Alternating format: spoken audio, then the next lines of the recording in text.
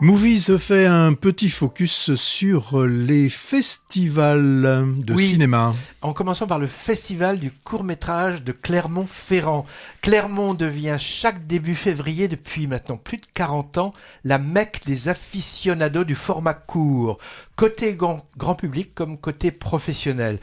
C'est en effet le plus grand rendez-vous mondial sur ce créneau, mais oui, celui des films de moins de 30 minutes. Son vrai nom, c'est d'ailleurs ISFF, International Short Film Festival of Clermont-Ferrand. Non, of Clermont-Ferrand. Je pourrais donner la liste des cinéastes qui ont fait leur gamme là-bas, mais ça prendrait du temps. Je vais me limiter à quelques exemples français. Clapiche, Podalides, Jeunet, Xavier Giannoli, Toledano Nakache, Ozon et j'en passe ont été lauréats d'un prix à Clermont au début de leur carrière.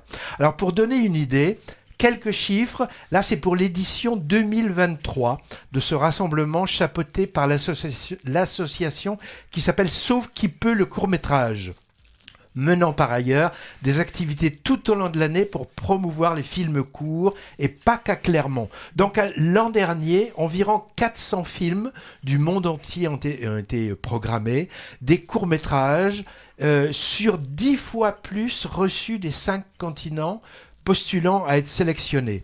13 salles de projection en ville, 80 programmes de 3 à 6 films selon leur durée et environ 150 000 spectateurs. L'audience n'a fait que croître depuis la création du festival en 1978. Ça en fait le deuxième rassemblement français autour du ciné, attirant le plus de participants après Cannes.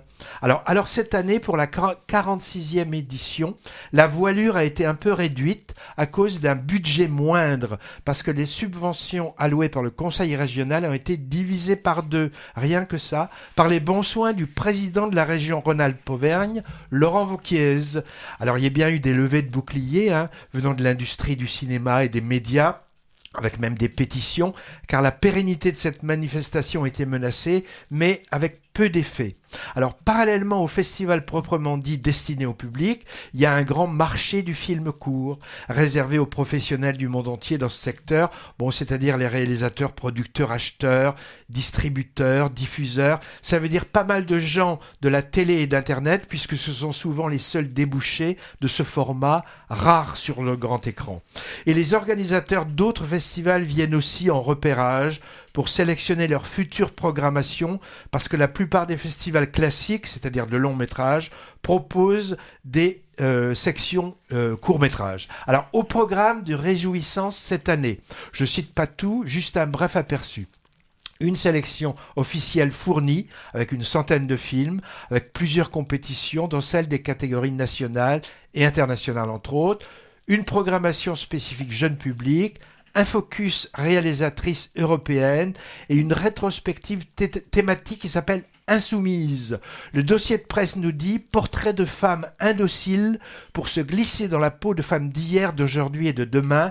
Héroïne transgénérationnelle engagée et engageante. Donc coloration féminine, féministe. Plus une nouveauté qui m'intrigue beaucoup cette année, programmation de courts et moyens métrages en VR, c'est-à-dire en réalité virtuelle. On voit en immersion des films en 3D, individuellement avec un casque. Et puis comme d'habitude dans ce type de rendez-vous, de multiples activités, ateliers, conférences et rencontres. Un mot sur les tarifs, car en Auvergne, c'est bien connu, un chou est un chou. Une séance, 4,50 €. Mais carnet de 15 séances, 40 €. Ça fait moins de 3 € la séance. Et seniors et enfants ont une séance gratuite par jour. Ils sont forts ces Auvergnats. Les dates, c'est du 2 au 10 février. Donc ça a commencé là tout juste. Et ça va dépoter.